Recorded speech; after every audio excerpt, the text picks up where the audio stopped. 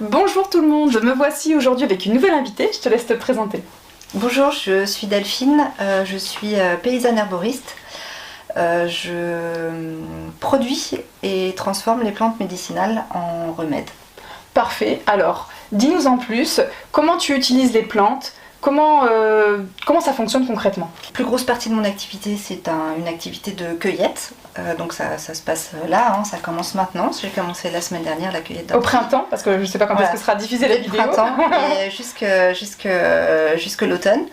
Et donc ces plantes-là, elles sont toutes cueillies à la main, elles sont séchées naturellement. Et je vais ensuite les transformer en remèdes. Donc ça pourrait être par exemple sous forme de tisane. Okay. J'aime beaucoup aussi les vinaigres médicinaux. Qui sont une autre manière d'utiliser les plantes médicinales, sous forme aussi d'alcoolature. Alors c'est quoi une alcoolature? Alors c'est anciennement les teintures mères ou les teintures officinales. D'accord, oui, quand j'ai vu la bouteille ça m'a fait penser à ça, mais c'est vrai que je ne connaissais pas le mot. Voilà, okay. Et puis tout plein de petits produits. Alors évidemment ce sont des produits d'usage alimentaire principalement. Okay. Donc tisane, vinaigre et aussi les sels aux plantes ou les graines. Là par exemple c'est un sachet de graines d'ortie. D'accord. Que j'aime bien aussi ajouter dans l'alimentation pour ses propriétés. D'accord, très bien. Bon, c'est hyper intéressant. Du coup, est-ce que tu fais des ateliers? Comment tu organises ton activité? Alors,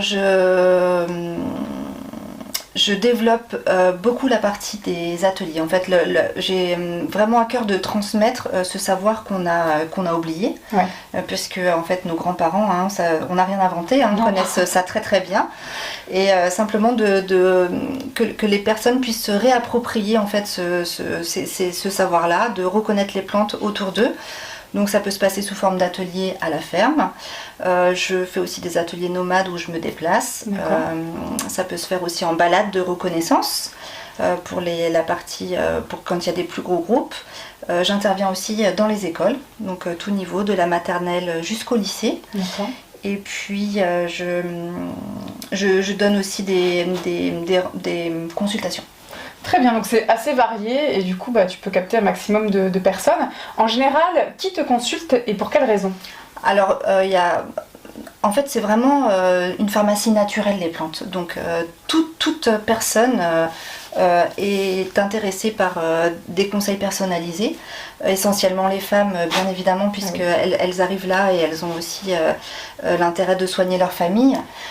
J'ai aussi des hommes qui s'intéressent voilà. Alléluia, parce que le care ne concerne pas que les femmes. Les jeunes filles, alors ça peut être là en ce moment c'est la thématique un peu de la détox, de la régénération, mais c'est normal puisqu'on est au sortir de l'hiver, mais ça peut être aussi pour tous les soucis hormonaux. Parce que j'allais dire, jeune fille, cycle hormonal, les premières règles, ça peut être la préménopause. Il y a beaucoup de sujets, ça peut être le sommeil, la digestion, la maladie de Crohn. Avec le bien-être en fait. Voilà, et comment pouvoir se réapproprier l'autonomie en fait de prendre soin de soi par des méthodes entièrement naturelles. Ça je dis oui. Parfait. J'imagine que tu dois aussi accompagner les gens qui ont des troubles de l'humeur, style un peu dépression, parce que on est quand même un des pays les plus massifs en consommation de psychotropes. Oui, alors ça peut arriver. J'ai beaucoup de demandes de CBD d'ailleurs, donc effectivement c'est une plante qui est très très intéressante. Moi j'aime beaucoup travailler avec les plantes qui sont des plantes adaptogènes et c'est pas des plantes qui poussent, la majorité des plantes adaptogènes ne poussent pas forcément ici, c'est avec la racine qu'on travaille essentiellement et j'aime pas beaucoup travailler avec les racines. D'accord.